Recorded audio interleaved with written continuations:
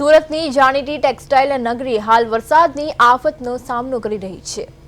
પુણા ગામના સીતાનગર વિસ્તારમાં આવેલી આઈએફએમ ટેક્સટાઇલ માર્કેટમાં વરસાદી પાણી ફરી વળતા વેપારીઓમાં ચિંતા પ્રસરી છે। છેલ્લા 2 દિવસથી માર્કેટની દુકાનો અને બેઝમેન્ટમાં પાણી ભરાયેલા હોવાથી વેપારીઓનું કરોડો રૂપિયાનું કાપડ પલળી ગયું છે, જેના કારણે તેમને આર્થિક નુકસાન વેઠવાનો વારો આવ્યો છે। પરિસ્થિતિને ધ્યાનમાં રાખીને પાલિકા તંત્ર, સ્થાનિક કોર્પોરેટરો અને ફાયર વિભાગ દ્વારા પાણીના નિકાલ માટે યુદ્ધના ધોરણે કામગીરી હાથ ધરવામાં આવી છે। તેમ છતાં મોટા પ્રમાણમાં માલસામાનને નુકસાન થતા વેપારીઓમાં તંત્રની આયોજનબદ્ધ કામગીરી સામે ભારે રોષ જોવા મળી રહ્યો છે।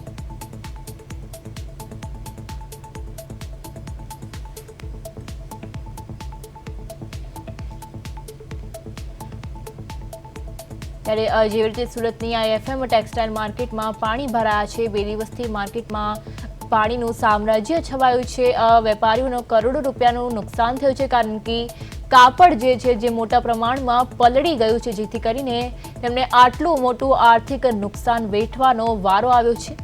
ચોક્કસપણે વરસાદના આગમનના કારણે જેવી રીતે ભારે હાલાકી ભોગવી પડી રહી છે, વાહન ચાલકોને તો ભોગવી જ પડી રહી છે, પરંતુ હવે કપડા બજારના વેપારીઓ જે છે તેમને પણ આ વરસાદના લીધે ભારે હાલાકીનો સામનો કરવો પડી રહ્યો છે। જો આપણે વાત કરીએ તો આ વરસાદના કારણે તેમનું અંદાજે કરોડો રૂપિયાનું જે કાપડ હતું તે પલળી ગયું હતું, જેથી કરીને તેમને ઘણું મોટું નુકસાન થયું છે। આપ સ્ક્રીન પર દ્રશ્યો જોઈ શકો છો। આ એ કાપડ છે કે જે પલળી ગયું છે। આપ જોઈ શકો છો કે કેટલા મોટા પ્રમાણમાં આ કાપડ જે છે તે પલળી ગયું હતું। ત્યારે ચોક્કસપણે ફાયર વિભાગ દ્વારા પાણીના નિકાલની કામગીરી તો શરૂ કરવામાં આવી જ હતી। ટેક્સટાઇલ માર્કેટમાં પાણી ભરાતા જેવી રીતે વેપારીઓ ચિંતિત બન્યા હતા। આપ જોઈ શકો છો સુરતની આઈએફએમ ટેક્સટાઇલ માર્કેટની આ વાત છે કે જ્યાં સુરતમાં ભારે વરસાદથી ટેક્સટાઇલ માર્કેટ જળમગ્ન બન્યું હોય તેવા દ્રશ્યો સામે આવ્યા છે।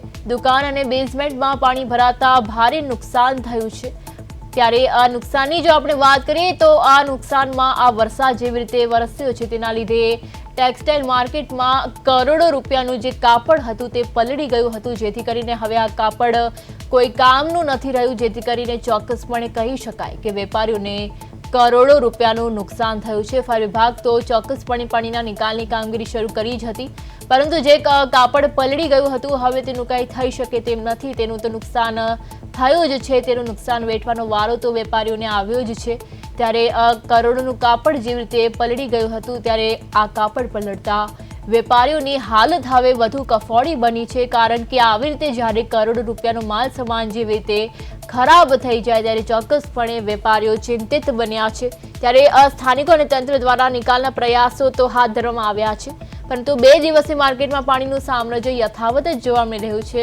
વેપારીઓને કરોડો રૂપિયાનું કાપડનું નુકસાન થયું છે। ત્યારે ફાયર વિભાગ દ્વારા પાણીના નિકાલની કામગીરી તો હાથ ધરવામાં આવી છે, પરંતુ પાણી ભરાતા જેવી રીતે વેપારીઓ ચિંતિત બન્યા હતા। કરોડ રૂપિયાનું કાપડ જે છે તે પલળીને હવે ખાક થઈ ગયું છે। હવે તેનું કોઈ મતલબ જ નથી રહ્યો, કારણ કે વેપારીઓને કરોડ રૂપિયાનું કાપડનું નુકસાન થયું છે અને હવે આ કાપડ કોઈ કામનું નથી, જેથી કરીને આ કાપડ વેસ્ટ ગયું હોય તેવું દેખાઈ રહ્યું છે। ટેક્સટાઇલ માર્કેટની આપણે વાત કરી રહ્યા છીએ, સુરતના આઈએફએમ ટેક્સટાઇલ માર્કેટની આપણી વાત કરી રહ્યા છીએ કે જ્યાં 2 દિવસથી માર્કેટમાં પાણીનું સામ્રાજ્ય છવાયું છે અને આ પાણીના સામ્રાજ્યના કારણે કરોડો રૂપિયાનું કાપડ જે છે તે પલળી ગયું હતું, જેથી કરીને ચોક્કસપણે વેપારીઓને કરોડો રૂપિયાનું નુકસાન વેઠવાનો વારો આવ્યો છે। આપ જોઈ શકો છો સ્ક્રીન પર કેવી રીતે વેપારીઓ ચિંતિત દેખાઈ રહ્યા છે।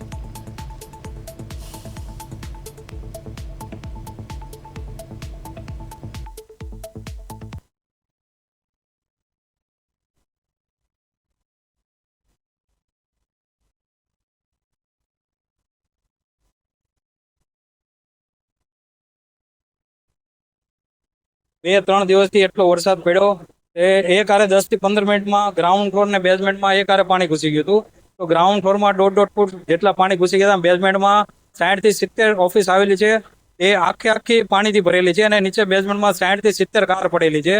એ 2 દિવસથી પાણીમાં છે। મેયર સાહેબને બધાને રિક્વેસ્ટ કરીને નોટિસ નાખેલી હતી, જે આજે સવારથી 6 વાગ્યાથી બધા ઊભા પગે મહેનત કરે છે અને ફાયરની ટીમ, એસએમસી ટીમ ને બધી આવી ગઈ છે અને પાણી કાઢવાનો નિકાલ કરે। पानी इसमें 4 से 5 इंच भर गया। मेरा कपड़े का दुकान है, कपड़ा पूरा खराब हो गया। कम से कम 3 से 4 लाख रुपए। क्या अपेक्षा?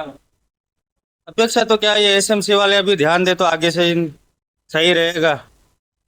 ऐसा कोई नहीं आया, अभी आज चालू किया है इन्होंने, अभी पानी खाली कर रहे हैं हर जगह।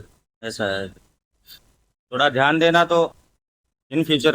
પાણી ભરાયું તો મારી પાસે બેઝમેન્ટની અંદર 2 ગોડાઉન છે, 2.5 થી 3 લાખ મીટર કપડું છે। અંદાજે 17 થી 80 લાખ રૂપિયાનું નુકસાન છે। બહુ વેપારી બધા છે, મારી એકનું નહીં કરોડો રૂપિયાનું નુકસાન છે બેઝમેન્ટની અંદર। બેઝમેન્ટની અંદર ગાડી 70 થી 100 તો ગાડી પણ છે।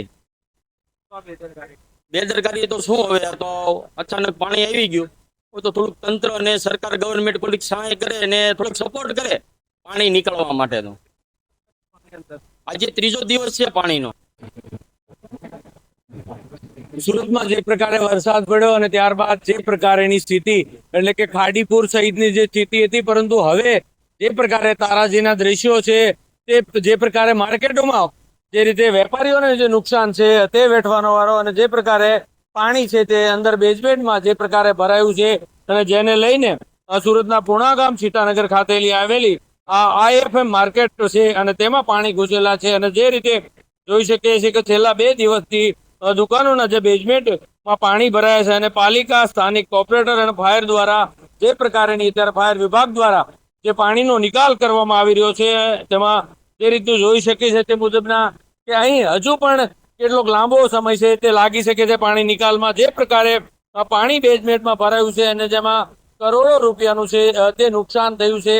અને જે રીતની સ્થિતિ એટલે જે રીતના દ્રશ્યો એટલે જે રીતે એક વેપારીઓને જે પ્રકારના દ્રશ્યો જોઈ શકીએ છીએ કે આ મુજબની સ્થિતિ છે તે જોઈ શકાય છે। એટલે માલ સંપૂર્ણ જે રીતનો થઈ ગયો છે તે મુજબના દ્રશ્યો અહીં બતાવીએ કે આમાંથી આ પ્રમાણે આખું કાપડનું જે છે તેમાં પાણી જ પાણી થઈ રહ્યું છે। એટલે બેઝમેન્ટમાં જે પ્રકારનો કાપડનો જથ્થો પડ્યો છે એટલે વેપારીઓને ક્યાંક ને ક્યાંક જે કરોડો રૂપિયાનું નુકસાન છે તે વેઠવાનો વારો આવ્યો છે। ત્યારે આ પ્રમાણેની સ્થિતિ છે તે આ માર્કેટમાં જોઈ શકાય છે અને જેનું વ્યસ્ત વ્યસ્ત જે રીતે વરસાદે તારાજી સર્જી હતી અને ત્યારબાદના આ દ્રશ્યો છે તે આ મુજબના તસવીરો સામે આવી રહી છે। એટલે ચોક્કસથી કાપડ વેપારીઓને કરોડો રૂપિયાનું આ માર્કેટમાં જે નુકસાન થવાનો અંદાજો છે તે દેખાઈ રહ્યો છે અને આ મુજબની સ્થિતિ છે।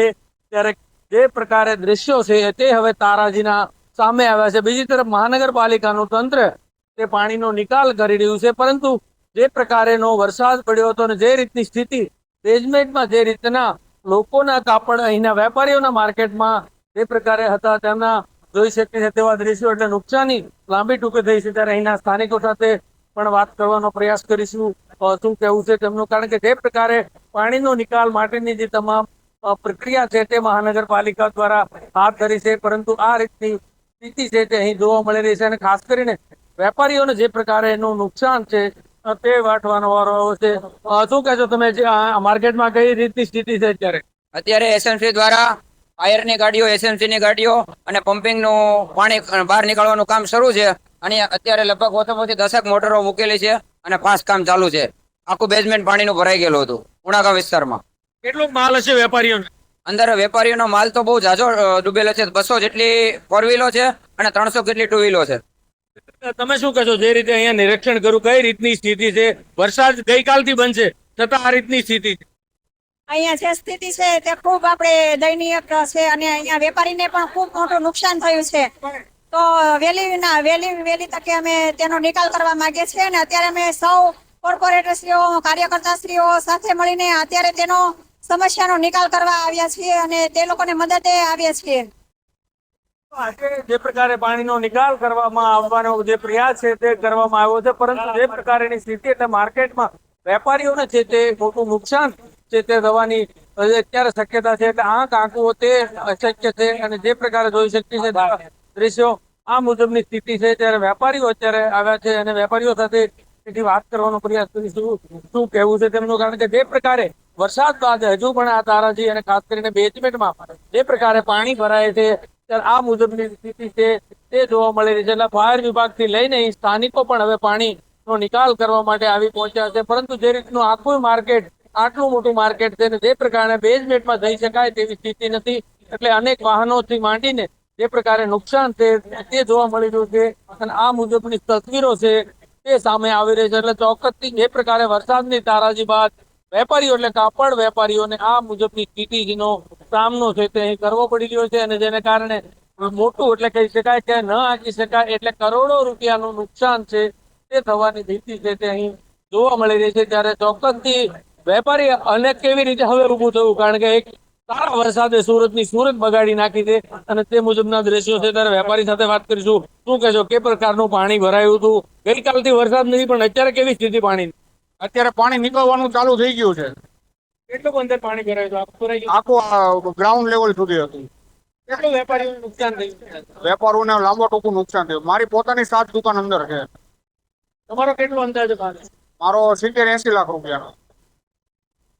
તો જે રીતે જોઈ શકે છે તેવા દ્રશ્યો. તમે શું કહેશો, તમારી દુકાનમાં કઈ રીતની? મારી 4 દુકાન છે. 4 દુકાનમાં લગભગ 1 કરોડ રૂપિયાનો માલ છે અને અંદર બેઝમેન્ટ ની અંદર 80 થી 90 ફોર વ્હીલ છે અને 100 થી 150 ટુ વ્હીલ છે. એટલે ઓછામાં ઓછું 150 કરોડ રૂપિયાનું નુકસાન આ આઈએફએમ બિલ્ડિંગ નું છે ખાલી. તમે શું કહેશો, જે પ્રકારે પાણીની સ્થિતિ અને હવે કઈ રીતની આખી પરિસ્થિતિ છે, કઈ રીતે હવે તમે માર્કેટમાં ઉભા થશો? હું તો હવે સુરત છે ભાઈ, 15 દિવસમાં ઊભું થઈ જાય એવું કઈ નથી, પણ આ પેલા પાણી નીકળે પછી ખબર પડે હવે શું થાય. પોઝિશન પાણી ખૂબ ભરાય કોને પુરાય.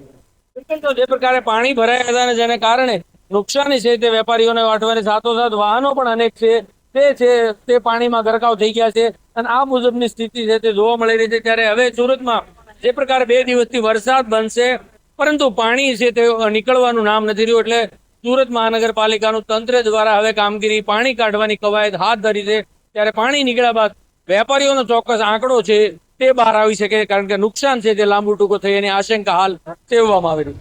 કેમેરામેન અજય કુમાર સાથે અરવિંદ રાઠોડ, પ્રદેશ 24 ગુજરાતી, સુરત.